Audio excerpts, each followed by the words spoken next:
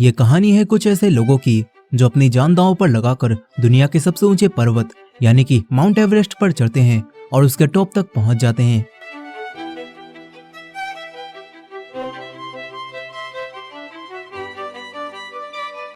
मगर वो लोग दुनिया के सामने ये साबित नहीं कर पाते कि वो माउंट एवरेस्ट के टॉप पर पहुंचे थे, जिससे सभी को लगता है कि वो लोग झूठ बोल रहे हैं और इसीलिए वो सभी लोग एक बार फिर से माउंट एवरेस्ट के टॉप पर पहुंचने का फैसला करते हैं। लेकिन इस बार उन्हें टॉप पर पहुंचने के लिए क्या कीमत चुकानी पड़ेगी और क्या वो लोग दोबारा टॉप पर पहुंच भी पाएंगे या फिर नहीं, इस मूवी को एंड तक जरूर देखिएगा। ये कहानी एंड में आपको रुला देगी। तो कहानी की शुरुआत होती है फांग वुजू से, जो कि एक नेशनल क्लाइंबर है।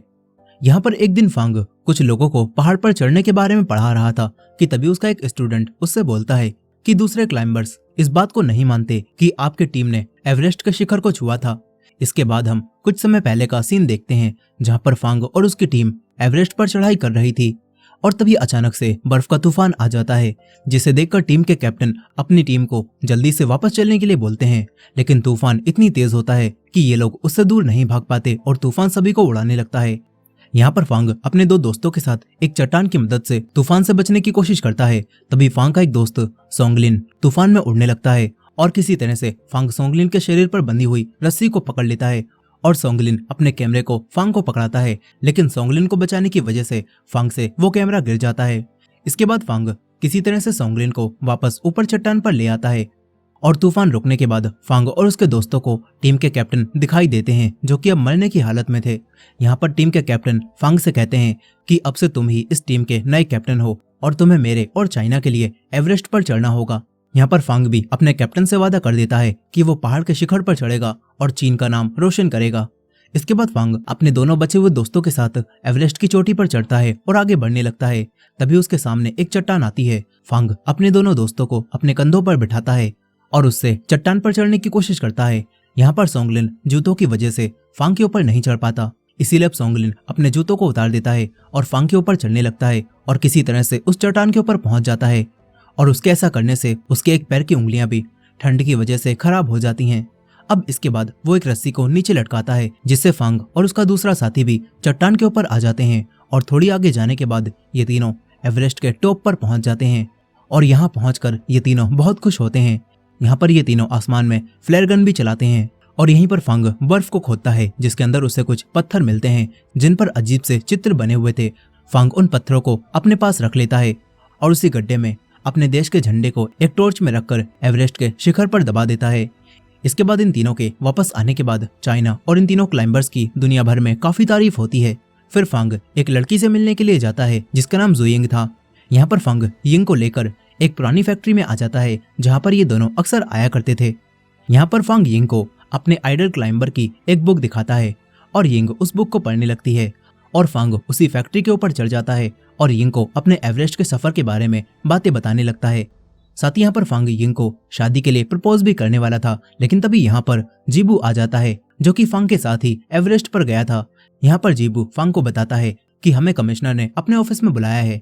फांग अपने दोनों साथियों के साथ कमिश्नर के ऑफिस में आ जाता है, जहाँ अब कमिश्नर उन तीनों को सोवियत देश की तरफ से आया हुआ एक लेटर दिखाते हैं। फांग उस लेटर को पढ़ता है जिसमें लिखा हुआ था कि चाइना के पास एवरेस्ट के शिखर की कोई भी फोटो ना होने की वजह से उनके एवरेस्ट के सफर को इंटरनेशनली नहीं माना जा सकता। और ये सुनने के बाद फांग और उसके दोस्तों को काफी दुख होता है। यहाँ पर कमिश्नर फांग से पूछते हैं कि तुमने ऊपर जाने के बाद कोई फोटो क्यों नहीं ली। इस पर फांग कमिश्नर को बताता है कि सोंगलिन को बचाते समय उसका कैमरा नीचे गिर गया था। और ये सुनने के बाद कमिश्नर इन तीनों से कहते हैं कि तुम बाहर के देशों की बातों पर ज्यादा गौर मत करना। लेकिन यहाँ पर अब सोंगलिन को ऐसा लगने लगता है कि चाइना की ये बेइज्जती उसी की वजह से हुई है। अगर वो उस दिन मुसीबत में ना पड़ता तो इनके पास एवरेस्ट की फोटो होती। अब इसके बाद ये तीनों क्लाइंबर एक दूसरे से हमेशा के लिए अलग हो जाते हैं और अपनी अपनी जर्नी पर निकल जाते हैं। यहाँ पर सोंगलिन एक ट्रेनिंग कैंप में चला जाता है और जीबू अपने गांव वापस लौट जाता है और यहीं फांग अपने क्लाइंबिंग के अनुभव को दूसरों को सिखाने लगता है। और एक दिन जब फांग अपने स्टूडेंट्स को बताता है कि वो एवरेस्ट के टॉप पर गया था, तो तब उसकी बातों पर कोई भी यकीन नहीं करता। यहाँ पर फांग अपने स्टूडेंट्स को एवरेस्ट के शिखर से लाए हुए उसी पत्थर को भी दिखाता है, लेकिन फिर भी कोई भी उसकी बात पर यकीन नहीं करता और एक स्टूडेंट के हाथ से वो पत्थर नीचे गिर जाता है, जिससे अब फांग को ऐसा लगने लगता है कि उसकी टीम की इतनी मेहनत से एवरेस्ट पर चढ़ाई करना और उसके कैप्टन की कुर्बानी सब कुछ बर्बाद हो गया। अब इसके बाद फांग उस पत्थर को उठाता है और क्लास लेना हमेशा के लिए बंद कर देता है। वो एक फैक्ट्री में जाकर काम करने लगता है और इसी तरह काफी समय बीत जाता है और एक दिन यिंग फांग को ढूंढती हुई उस फैक्ट्री में पहुंच जाती है। वो फांग को बताती है कि मैं मेट्रोलॉजी पढ़ने के लिए विदेश जा रही हूँ। और ये सुनने के बाद फांग यिंग से अपना ख्याल रखने के लिए कहता है। यहाँ पर यिंग फांग से पूछती है कि तुम उस दिन उस फैक्ट्री के पास मुझसे क्या कहना चाहते थे।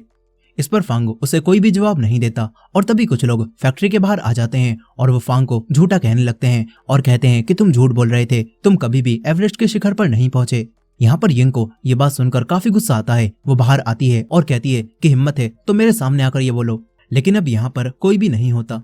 इसके बाद यिंग भी फांग को छोड़कर चली जाती है और फिर काफी समय बाद यिंग मॉस्को पहुंचकर फांग को एक खत भेजती है और उसके अंदर यिंग लिखती है कि फांग, तुम्हारे और मेरे बीच में अभी भी वो पहाड़ खड़ा हुआ है जिस पर चढ़ना तुम्हारा सपना है और उसी सपने की वजह से तुम मेरे साथ कभी भी नहीं रहे। अब इसके बाद कुछ साल और बीत जाते हैं और चाइना की सरकार एक बार फिर से एवरेस्ट पर चढ़ने के लिए नेशनल टीम बनाती है और उस टीम का कैप्टन फांग को बनाती है। और ये खबर जानकर फांग को काफी खुशी होती है क्योंकि उसे एक बार फिर से एवरेस्ट पर चढ़कर अपने देश का नाम रोशन करने का मौका मिला था। यहाँ अब फांग अपने टीम के बाकी मेंबर्स को इकट्ठा करने के लिए निकल जाता है। वहीं यिंग भी अपनी पढ़ाई खत्म करके फांग की फैक्ट्री में पहुंचती है जहां उसे एक वर्कर बताता है कि फांग एवरेस्ट पर चढ़ने के लिए टीम बनाने निकल गया है।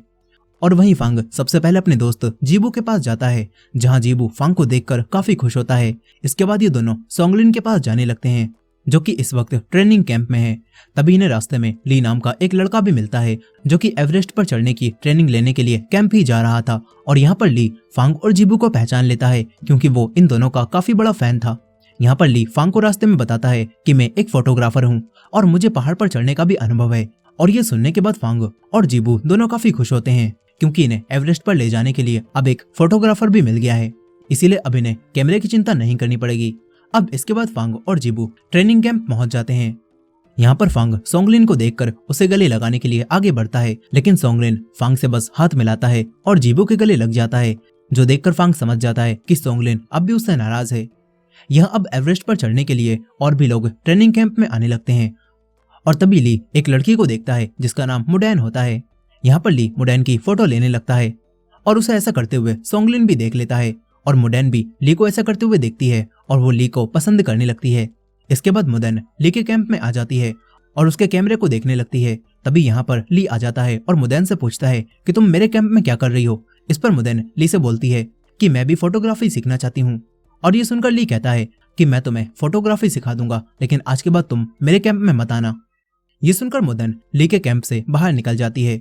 वहीं जब रात होती है तो फांग अपने दोनों दोस्तों के साथ बैठकर ड्रिंक करता है और तभी सोंगलिन फांग से कहता है कि मैं तुमसे अब नफरत करता हूँ। साथ ही वो फांग से बोलता है कि तुमने एवरेस्ट पर मुझे बचाने के लिए कैमरे को फेंक दिया जिससे पूरे चाइना की बदनामी हो गई।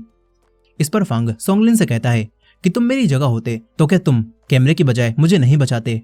ये सुनने के बाद सोंगलिन फांग से कहता है कि तुमने मुझे बचाकर अपनी पूरी टीम के एवरेस्ट पर चढ़ने की मेहनत को बर्बाद कर दिया था और अब मैं अपने खराब पैर की वजह से दोबारा ऊपर चढ़ भी नहीं सकता। यहाँ पर सोंगलिन फांग से कहता है कि अब तुम्हें ही हमारे मरे हुए कैप्टन के लिए इस एवरेस्ट पर चढ़ने के मिशन को दोबारा पूरा करना होगा। और ये बोलकर वो फांग के पास से चला जाता है।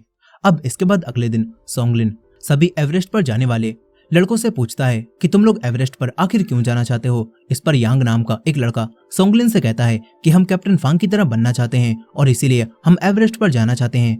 इसके बाद फांग उन सभी क्लाइंबर्स को एक एवरेस्ट का मॉडल दिखाता है और उसके जरिए ऊपर चढ़ने का रास्ता भी दिखाता है और एवरेस्ट पर ऊपर चढ़ते समय आने वाले खतरों के बारे में भी बताता है। साथ ही फांग उन सभी क्लाइंबर्स को उस जगह को भी दिखाता है जहाँ पर सोंगलिन का पैर खराब हुआ था। और इसके बाद फांग सभी को बताता है कि मौसम विभाग के अनुसार हर साल मई में एवरेस्ट का मौसम बिल्कुल साफ रहता है और उस समय तेज हवाएं और तूफान कम होते हैं, इसीलिए हम उसी समय एवरेस्ट पर चढ़ना शुरू करेंगे। यहाँ अब सोंगलिन सभी को एवरेस्ट के ऊपर चढ़ने के लिए ट्रेनिंग देने लगता है, जिसमें वो सभी लड़कों से भारी टायर खिंचवाता है और भारी सामान लेकर चलने की ट्रेनिंग भी करवाता है। साथ ही वो उन्हें 1 मिनट तक अपने मुंह को पानी के कटोरे में डालने के लिए भी कहता है। यहाँ पर ली ट्रेनिंग को काफी अच्छी तरह से कर रहा था, लेकिन यहाँ पर मुडैन ली के बारे में कुछ ज्यादा ही चिंता कर रही होती है। वो 1 मिनट होने से पहले ही ये बोल देती है कि 1 मिनट हो गया और ली अपना मुंह पानी से बाहर निकाल लेता है। उसे ऐसा करते हुए सोंगलिन देख लेता है और वो सभी को भेजकर ली से दोबारा से ट्रेनिंग करवाने लगता है। और यहाँ पर ली काफी थक भी चुका था, लेकिन सोंगलिन की बात मानकर ली दोबारा से ट्रेनिंग करता है। यहाँ पर फांग ली को इस तरह से ट्रेनिंग करता हुआ देखकर काफी खुश होता है और यहीं पर ली अपनी पूरी ट्रेनिंग खत्म करके दोबारा से अपने मुंह को पानी के अंदर रखता है, मगर वो काफी थक चुका था, इसीलिए वो जमीन पर गिर जाता है। ये देखकर सोंगलिन एक बार फिर से ली को ट्रेनिंग शुरू करने के लिए बोलता है और ये सुनकर फांग सोंगलिन से ऐसा करने से मना करता है और कहता है कि वो बहुत थक चुका है, मगर सोंगलिन उसकी बात नहीं मानता और सभी लोगों से इस ट्रेनिंग को सिर्फ 3 मिनट के अंदर ही पूरा करने के लिए बोलता है। ये सुनकर एक लड़का सोंगलिन से कहता है कि कोई भी इतनी खतरनाक ट्रेनिंग को सिर्फ 3 मिनट में पूरा नहीं कर सकता। उस लड़के की ये बात सुनकर फांग इस ट्रेनिंग को शुरू करता है और बड़ी आसानी से इस ट्रेनिंग को 3 मिनट से पहले ही पूरा कर देता है। यहाँ पर सोंगलिन भी फांग की ऐसी फुर्ती देखकर हैरान रह जाता है और वो फांग के लिए तालियां भी बजाता है और सभी लोग फांग के लिए तालियां बजाने लगते हैं। यहीं पर ली अपनी नाकाम ट्रेनिंग की वजह से उदास हो जाता है और तभी मुदैन उसके पास आती है और ली से अपनी की हुई गलती के लिए माफी मांगती है। यहाँ ली मुदैन से कहता है कि मैं तुम्हें फोटोग्राफी सिखा सकता हूँ, ताकि अगर मैं एवरेस्ट पर नहीं जा पाया तो तुम मेरे जगह जाकर उन लोगों की फोटो ले सकती हो। ये बात सुनकर मुदैन काफी खुश होती है। तभी यहाँ पर सोंगलिन आता है और वो मुदैन को वापस काम पर जाने के लिए बोलता है। यहाँ पर ली अब सोंगलिन से पूछता है कि आपने मुझसे इतनी ज्यादा ट्रेनिंग करने के लिए क्यों कहा। इस पर सोंगलिन ली को बताता है कि हम 10 साल पहले ही एवरेस्ट के टॉप पर पहुंच गए थे, मगर कैमरा गिर जाने की वजह से हम वहां की कोई भी फोटो नहीं ले पाए और किसी को हमारे एवरेस्ट के टॉप पर पहुंचने की बात पर यकीन भी नहीं हुआ, और अब हम ऐसी कोई भी गलती नहीं करना चाहते। इसी वजह से तुम्हें हर चीज अच्छे से करनी होगी और तुम यहाँ पर ऐसे लड़कियों के साथ समय बर्बाद नहीं कर सकते। तुम्हारा फोकस बस एवरेस्ट पर चढ़ना होना चाहिए। फिर इसके बाद फांग सभी स्टूडेंट्स को लेकर एक बर्फ के पहाड़ पर जाता है ताकि वो सभी लोग एक बार जाने से पहले एवरेस्ट की झलक दिखा सके। यहाँ सभी लोग एवरेस्ट को देखते हैं जो कि काफी ऊंचा था और इसके बाद फांग सभी को वापस चलने के लिए बोलता है। तभी एक स्टूडेंट का पैर बर्फ से फिसलता है और वो नीचे गिरने लगता है और ये देखकर बाकी सभी समझते हैं कि बर्फ का तूफान आ गया और वो लोग इधर उधर भागने लगते हैं और इससे पहाड़ की बर्फ गिरने लगती है। यहाँ पर फांग उस नीचे गिर रहे लड़के को बचाने के लिए एक सीढ़ी के ऊपर लेट जाता है और उससे नीचे की तरफ जाने लगता है और उस लड़के को पकड़ लेता है। तभी उसे सामने एक खाई दिखाई देती है। फांग किसी तरह से सीढ़ी को खोलता है और खाई के अंदर अटका देता है, जिससे वो अपनी और उस लड़के की दोनों की जान बचा लेता है। वहीं ली भी बर्फ से फिसल रहे स्टूडेंट्स को गिरने से बचाता है और मुडान भी जल्दबाजी में ली की तरफ आने लगती है, मगर वो खाई में गिरने वाली थी और ये देखकर ली उसे आने से रोकता है, लेकिन मुडान उसकी बात नहीं सुनती और इसके बाद मुडान भी खाई में गिरने लगती है। ली भी उसे बचाने के लिए खाई में कूद जाता है और ये दोनों बीच में ही फंस जाते हैं। यहाँ पर अब ये दोनों नीचे गिर जाते हैं और ली खाई में गिरने की वजह से बेहोश हो जाता है। यहाँ पर मुदैन उसे सीपीआर देकर होश में लाती है और वो अपने गले में पड़ी हुई सीटी को बचाकर सभी को मदद के लिए बुलाती है। अब इसके बाद सभी लोग उस पहाड़ से बचकर वापस आ जाते हैं, लेकिन कुछ लड़के इस हादसे में घायल हो जाते हैं और इसमें यांग भी शामिल होता है। अब इसके बाद सभी लोग एवरेस्ट के पास अपने मिशन के बेस कैंप में आ जाते हैं, जहाँ कमिश्नर सोंगलिन को इस मिशन का कमांडर बनाते हैं और फांग को इस मिशन का कैप्टन बनाते हैं और जीबू सपोर्ट टीम का लीडर बनता है। यहाँ अब सभी लोग बेस कैंप पहुंच जाते हैं और यहाँ पर यांग एक लड़के को देखता है जो कि अपने साथ बहुत लंबे चाइना के फ्लैग को लाया था। साथ ही वो लड़का यांग को बताता है कि माउंट एवरेस्ट को एवरेस्ट इसीलिए कहा जाता है क्योंकि अब तक इस पर सबसे ऊंचाई पर एक ब्रिटिश मैन ही गया था, लेकिन अब हम लोग इसके ऊपर चढ़ेंगे और इसका नाम कोमोलांगमा रखेंगे। यहाँ पर उस लड़के की यह बात सुनकर यांग को काफी खुशी होती है।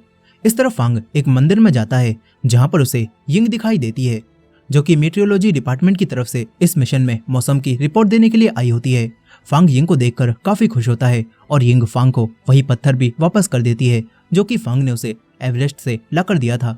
वहीं अब यांग को डॉक्टर बताती हैं कि यांग के डैड को एक बहुत बड़ी बीमारी थी और वही बीमारी यांग को भी हो सकती है। यहाँ पर वो डॉक्टर यांग से एवरेस्ट पर जाने से मना करती हैं, मगर यांग डॉक्टर से कहता है कि मैं अपने डैड का नाम रोशन करने के लिए एवरेस्ट पर जरूर जाऊंगा, चाहे मुझे वहां मौत ही क्यों ना आ जाए। यहाँ यांग की ये बातें सुनकर डॉक्टर काफी हैरान होती हैं। वहीं अब फांग अपनी टीम के साथ एवरेस्ट की तरफ बढ़ने लगता है और रास्ते में आई दरारों पर सपोर्ट टीम सीढ़ी लगाती है और सभी उसे पार कर लेते हैं।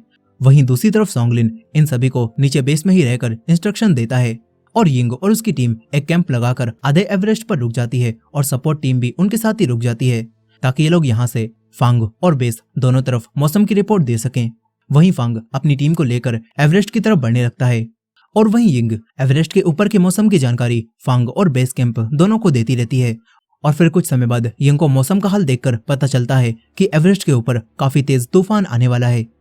यहाँ पर यंग फांग और उसकी टीम को थोड़ा रुकने के लिए कहती है, मगर सोंगलिन फांग को आगे बढ़ते रहने के लिए कहता है, क्योंकि उसे लगता है कि फांग अगर आगे बढ़ता रहा तो वो लोग तूफान के आने से पहले ही उस जगह को क्रॉस कर जाएंगे। और फांग भी उसकी बात मानकर आगे बढ़ता रहता है। फिर रात होने पर फांग अपनी टीम को कैंप लगाकर वहीं रुकने के लिए कहता है और टीम के सभी मेंबर्स कैंप लगाने लगते हैं। तभी यहाँ पर बहुत जोरदार तूफान आता है और इनके सारे कैंप हवा में उड़ने लगते हैं। यहाँ पर एक लड़के का पैर टेंट की रस्सी में अटक जाता है और वो हवा में उड़ने लगता है और फांग और बाकी मेंबर्स उसी रस्सी को पकड़ लेते हैं और रस्सी को काटकर उसकी जान बचा लेते हैं। यहाँ अब तूफान और बढ़ जाता है और ये देखकर फांग रस्सियों को एक चट्टान से बांधता है और सीढ़ी को उसमें फंसाकर सभी से उसे पकड़ने के लिए बोलता है, जिससे ये लोग तेज हवा से बच सकें। लेकिन उनका ये प्लान ज्यादा देर तक काम नहीं करता। उस चट्टान से बंधी रस्सी खुद ही टूट जाती है और सभी लोग नीचे की तरफ गिरने लगते हैं। तभी फांग किसी तरह से सीढ़ी और रस्सी को दूसरी चट्टान में फंसा देता है, जिससे ये सभी लोग अब दोबारा बच जाते हैं। मगर ये करते हुए फांग को काफी चोट आ जाती है। यहाँ पर अब तेज हवा में रात काटने के लिए सभी टीम मेंबर्स अपने स्लीपिंग बैग में घुस जाते हैं और यहीं यंग उस डॉक्टर को देखता है जिसके पैर पर अचानक से उसकी गलती की वजह से गर्म पानी गिर गया था और उस डॉक्टर को अभी भी तकलीफ हो रही होती है। ये देखकर यंग अपना आधा स्लीपिंग बैग काटकर उसी डॉक्टर के ऊपर डाल देता है, जिससे उसके पैर खुले ही रह जाते हैं। अब तूफान रुकने पर सभी लोग स्लीपिंग बैग से बाहर आते हैं, मगर यहाँ पर यांग के दोनों पैर बाहर रहने की वजह से जाम हो जाते हैं और यांग अब ठीक से खड़ा नहीं हो पाता। यहाँ पर फांग यांग की ऐसी हालत देखकर वापस लौटने का फैसला करता है और सोंगलिन भी फांग को रेडियो के जरिए बताता है कि यंग और उसकी टीम से हमारी कोई भी बात नहीं हो पा रही। और ये बात सुनकर फांग काफी परेशान हो जाता है। वो यंग को ढूंढने लगता है और तभी उसे यंग और उसकी टीम दिखाई देती है और यंग फांग को जिंदा देखकर काफी खुश होती है। लेकिन अब तभी उसके ऊपर एक बर्फ की चट्टान गिरने लगती है। यहाँ पर फांग किसी तरह से उस बर्फ की चट्टान को यंग के ऊपर गिरने से रोकता है और यंग को उसके नीचे से हटा देता है और खुद भी किसी तरह से उस चट्टान से निकल जाता है। अब इसके बाद फांग सभी लोगों को लेकर एवरेस्ट से वापस नीचे आ जाता है और ये सभी लोग वापस बेस पर आ जाते हैं। यहाँ यांग का एक पैर बिल्कुल खराब हो चुका था और डॉक्टर ये देखकर काफी उदास होती हैं। लेकिन फिर इसके बाद ली फांग और बाकी सभी से बात करता है और कहता है कि हम लोग एक बार फिर से एवरेस्ट पर जाना चाहते हैं और इस बार आप मुझे इस टीम का कैप्टन बना दो। यहाँ पर ली ऐसा इसलिए कह रहा था क्योंकि फांग की हालत अभी ठीक नहीं थी और चोट लगा होने की वजह से वो इस वक्त दोबारा एवरेस्ट पर नहीं जा सकता।